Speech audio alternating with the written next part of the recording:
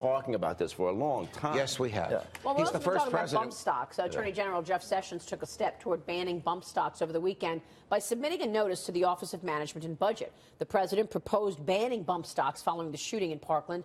Do you predict there's going to be more proposals in terms of bump stocks? Well, I'm not crazy about the president using his executive authority to ban things. I think this should be done, if at all, by Congress. However, the law, this is nothing that President Trump did.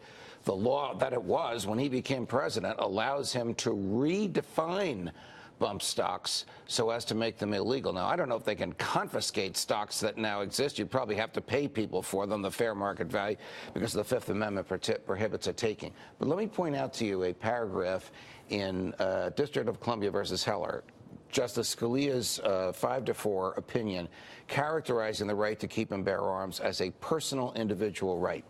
When he talks about what kind of arms can you own, answer, arms of the same level of sophistication as the bad guys and as the government.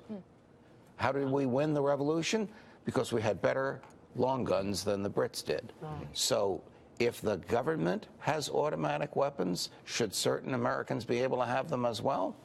That's the answer. That's a hard one. I know. That's why I'm suggesting Congress should debate that. Yeah. It shouldn't be an executive or a bureaucratic decision. Yeah. No. So, Judge, what a lot of conservatives are worried about with this whole bump stock proposed ban is that gun control advocates are never satisfied. So today it's this, tomorrow they're going to want to ban semi-automatic weapons, and before you know it, we're all left with muskets. Do you think that this, proposal or this idea that Trump is considering could lead to more gun control in the future? I understand that argument, and of course I share that argument and often make it.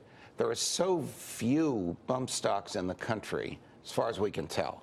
I don't think that will begin the slippery slope. I'm more interested in the academic argument. If the government can have this kind of weapon, and the government is taken over by bad people, and the bad people in the government want to confiscate our weapons from us, we need to have the same weapons with which to resist. Admittedly, this is an extreme circumstance that only happened in the United States once during the time of the Civil War. It's happened in Europe many times. I don't know where it's going to go, but there's no political support for bump stocks now. Judge, so it's a no-lose for the president. Right. Yeah, Judge, real quick, as it relates to regulating and overseeing weapons, is it become a federal issue or is it a state issue ultimately? Right now, Mitch, it's both. So right now, the federal government sets a bottom line and the states can increase it.